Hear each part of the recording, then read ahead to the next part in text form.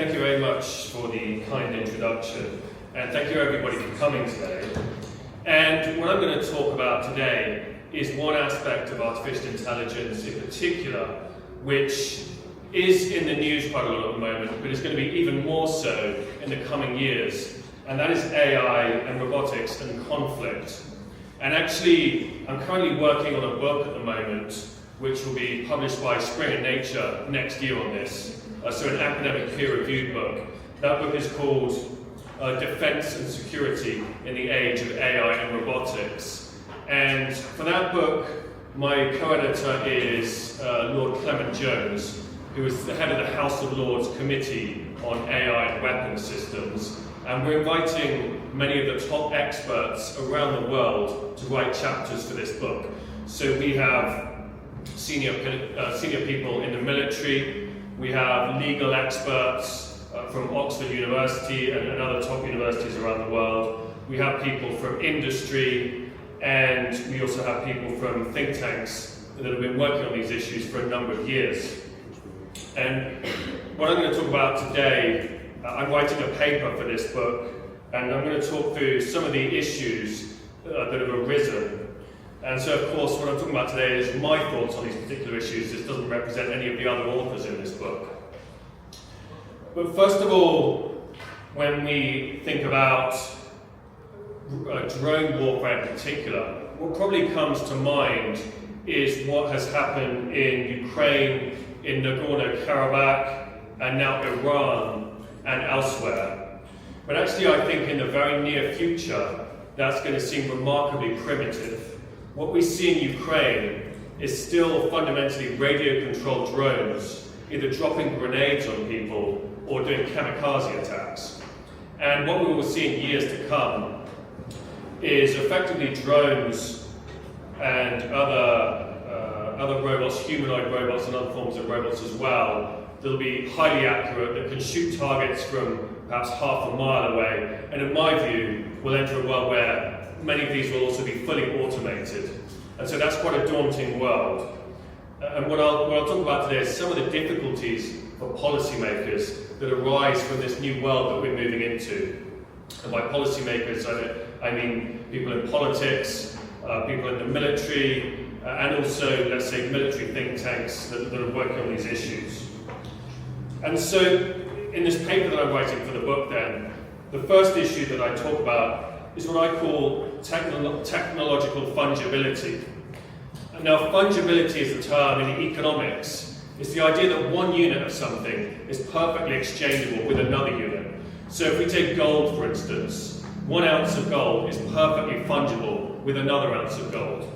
Whereas if we take paintings, you may have two paintings, for sake of argument, both worth exactly $30 million. One by Rembrandt and one by Raphael, but they're still not fungible. They're not perfectly exchangeable. Electricity, for instance, is fungible, but oil actually is not perfectly fungible. It's slightly different when it's extracted from different parts of the world. So it's the idea that one unit can easily substitute for another. So if we think about groups, for instance, like the Campaign to Stop Killer Robots, they have done a very worthwhile campaign. They've done a number of public letters with many luminaries signing their letters for a complete ban on killer robots on the battlefield. So, for instance, Elon Musk and the late Stephen Hawking, Stuart Russell, and a number of Nobel Prize winners have all signed these letters. The Secretary General of the United Nations has also called the idea of killer robots on the battlefield, quote, politically unacceptable and morally repugnant. But this idea of technological fungibility really creates difficulties for this when it comes to the actual policy making. So in previous military epochs, tanks, cruise missiles, and fighter jets did not have civilian uses. There was no civilian use for a tank, only warfare. Whereas if we think about, we're now moving into a world where millions of humanoid robots, for instance, will be mass-produced. And they indeed do have both peaceful and military uses. So that then raises the question, if we were successful in enacting a worldwide ban on quote-unquote killer robots, what do you think would actually happen in the event of a war? Would we have human beings on the battlefield shooting each other and impaling each other on bayonets, while all of these robots are at home doing the washing up and folding the laundry and sweeping the streets and working in factories. That's surely also an absurd proposition. So fundamentally, technological fungibility means that in the age of AI, the same machine can become a weapon or a tool simply by changing its instructions. So very different from these previous military epochs. This also incidentally applies to machine intelligence as well in the abstract, not just robotics. So for instance, there was a paper published in the journal Nature Machine Intelligence in 2022, so one of the top journals from Nature. And there was a research team that used AI for creating new medicines, and they simply repurposed this neural network to create pathogens rather than medicines. And they created nearly 40,000 pathogen candidates in around 6 hours. And a number of them were already known forms of biological weapons and chemical weapons. But that just shows how easy this process is, just to change some instructions, essentially. So this also creates major difficulties for various aspects of the Geneva Conventions. For instance, Article 36 of Additional Protocol 1 of the Geneva Conventions from 1977 discusses how when states are developing new forms of weaponry and new military systems in general, they need to think about whether they are compatible with the current Geneva Conventions.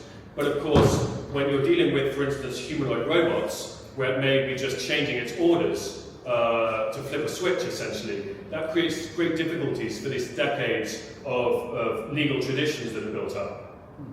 Now, before I move on to the second issue, I just thought I'd raise the ethical issues that arise from these killer robots. Of course, all of these letters submitted have been about a complete ban on killer robots.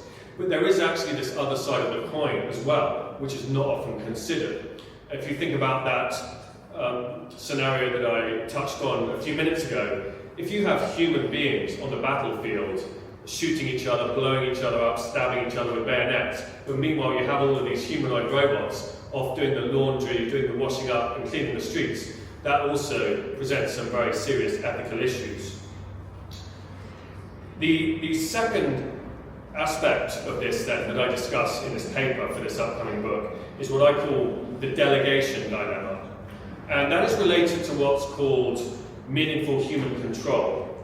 That is the idea that for robots on the battlefield, a human being should always have control over that robot if it's going to engage in some destructive activity. And actually in the House of Lords discussions in the UK, a lot of the discussions were on trying to define meaningful human control in different scenarios. But if we think for a moment about, imagine, to keep it simple, a battle where you had 50,000 drones on each side. And this side is automated, and this side wants to maintain meaningful human control.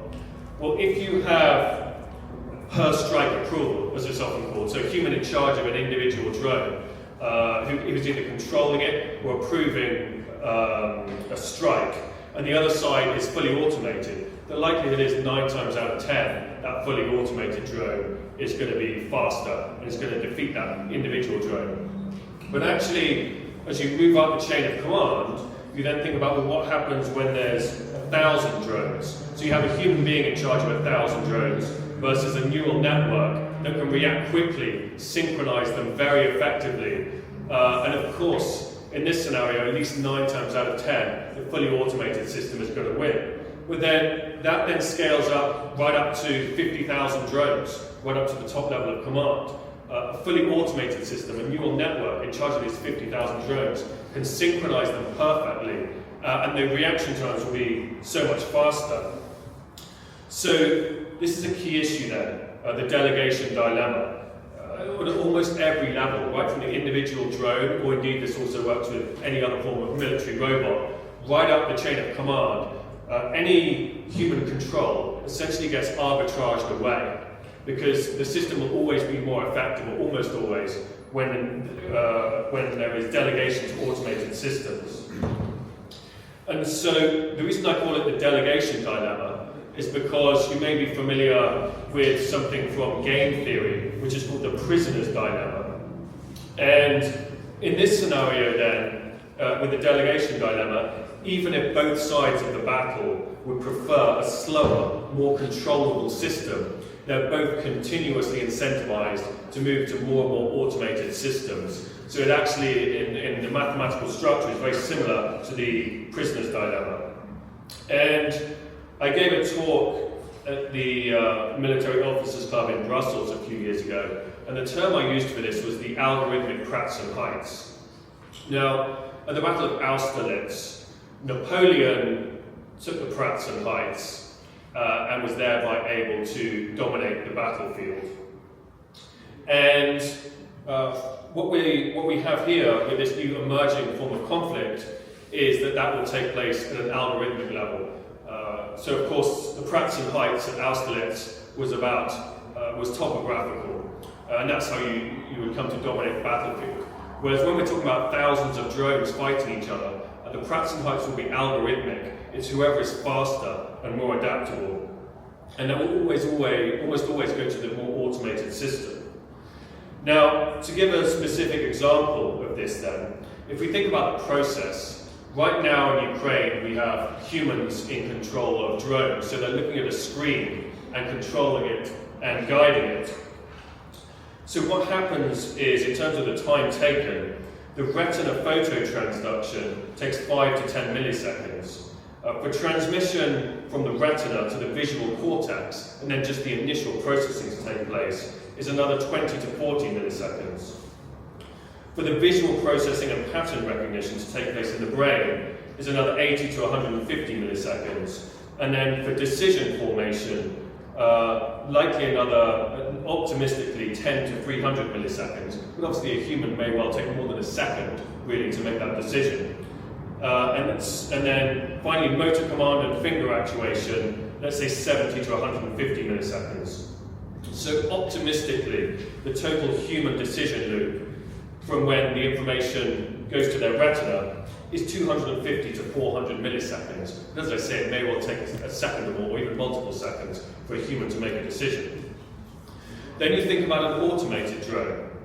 The sensor capture, 8 to 20 milliseconds, image pre-processing, 1 to 5 milliseconds, neural network inference, 1 to 10 milliseconds, and then post-processing and target selection, 1 to 5 milliseconds, and finally, motor command to actuator, another 1 to 5 milliseconds. So the total onboard AI perception to action loop is, let's say, 10 to 30 milliseconds. So for a human, by the time that information has got from the screen to their retina, and then got into the visual processing areas of the brain, so even well before any pattern recognition has taken place in the brain, the likelihood is that automated drone has already reacted, and the human-controlled drone may well already be shot down by that point. So this, again, creates incredible difficulties for policymakers, because the incentive is always there for more and more delegation to automated systems, even when neither side really wants that, because of course it creates great danger and a highly unstable system with all of this delegation to automated systems. The third and final aspect of this new world of conflict then that I discuss in this book is what I call ambient conflict. So that is the idea that the world that we're moving into, there's essentially constant low-level conflict going on all over the place. And this is really a combination of a number of concepts that have been around for a few years now. So for instance, grey zone conflict, which came from William Nemeth, hybrid warfare, which came from Frank Hoffman, persistent engagement, which came from Admiral Philip Davidson, asymmetric information and truth decay, which the RAND Corporation have written about, and then finally attribution opacity, which Martin Lewicki, again at the RAND Corporation, has written about. So what does all this mean? Well, if we think about cyber warfare for the moment, that's where this is happening before everywhere else. You have constant cyber attacks at the moment through much of the world, thousands of cyber attacks a day. But you also have this attribution opacity. You're often not even really sure who it is that's attacking you. And what this requires is what has been termed in the military persistent engagement. But that also requires a lot of offensive actions as well. You can't just be defensive. But again, what this also increasingly requires is more and more delegation to automated systems. So you have these automated systems increasingly in charge of cyber defenses. They're being attacked thousands of times a day. You can't just defend, you also often have to engage in some form of counterattack. And so, for this book, we of course have some of the top cyber experts working for the British Defence Establishment and elsewhere writing chapters. And again, I won't speak on their behalf specifically, but many experts in the cyber defence domain will say it's really only a matter of time before there's some type of spillover from the cyber domain to the real world. It could be that some type of attack results in the shutdown of a healthcare system or something along those lines, something which may even have been regarded as an act of war in previous generations. So whereas conflict during the Cold War was episodic, it was clearly defined and had a beginning and an end, each conflict, that's really no longer the case. But then additionally, we're already seeing some spillover of this from the cyber domain into the quote-unquote real world with these drone incursions that we've seen in the last few years. And these drone incursions are, of course, still radio-controlled drones by a human, but with the world we're moving into, they will increasingly be able to be fully automated as well. And this could also extend to terrorist attacks, for instance. What we've seen in London, for instance, in the last few years is some terrible terrorist attacks, but they've generally been very primitive.